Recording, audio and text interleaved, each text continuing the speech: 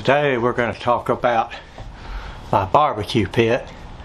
I mean, this thing's been a great barbecue pit for years, but there's something that there's a lot of things that go that deteriorate over the years. Usually the first thing is the pan that catches all the stuff, that like the grease and the stuff off the grill. So I'm going to show you a little something that I did to fix mine. As you can see, it has been well used, but the big problem, of course, one of these is already rusted out and gone, but it's this pan down here. You can see how it's all burned up down there. Well, that's what I need to replace. I can still get a few more years out of this thing. And here's what we've got.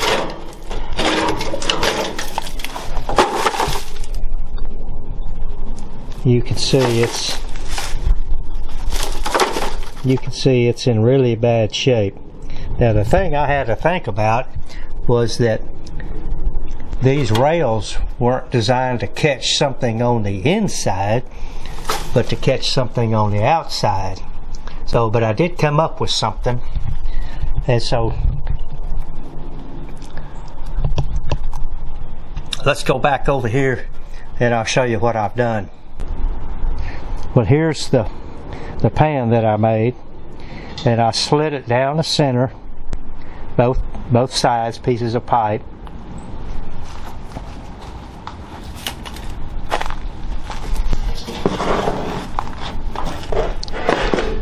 Put a bend in it so all the grease and everything would run out. Well, excuse me, run from the front to the back to this little hole where I'll have a piece of a can under there to catch the grease. Took the welder and turned it down to about the lowest, well, the second lowest level, and just tack welded this on there, because this is pretty thin metal, so it doesn't take much for it to burn through or melt, whatever you want to call it. Same thing on both sides. I did have a hard time getting the correct distance. What I came up with is from this slice here to this one over here is 24 inches, and that's what that one measures over there. So let me slice a little piece of this and we'll show you how it works. It's really a pretty simple operation if you've got all the equipment. See, I've got this marked here. So let's go ahead and grind a slot in there. I'm not going to do the whole thing, just going to do a little bit so that you can see what I'm talking about. Glasses and gloves.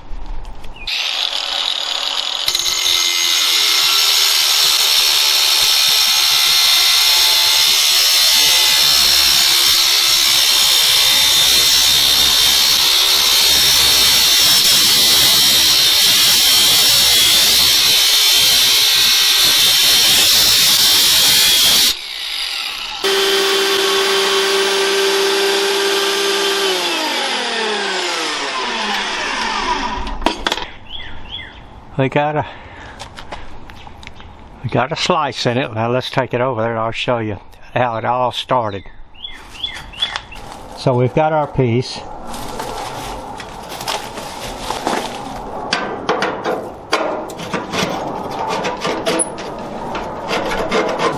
So you can see it slides on there.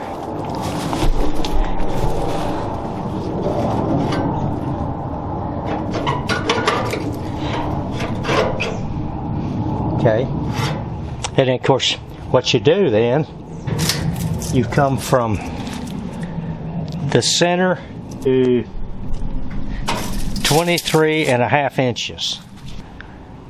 From this slot to the other side is 23.5 inches. So this is what it would look like. So that's what you would have to put on your piece of flat steel. And you know, you do it pretty much exact, because you may have to bend it just a little bit, so you want to try to get it as close as you possibly can.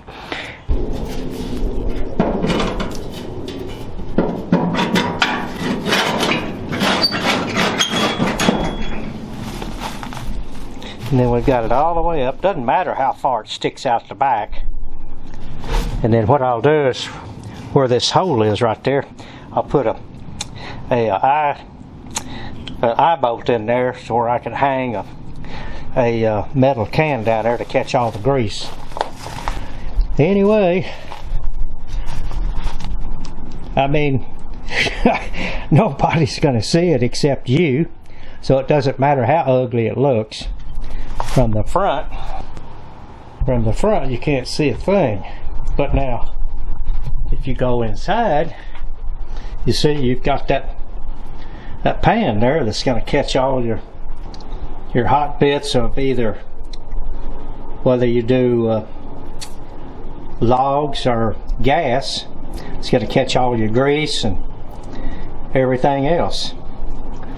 And of course, these are your grates.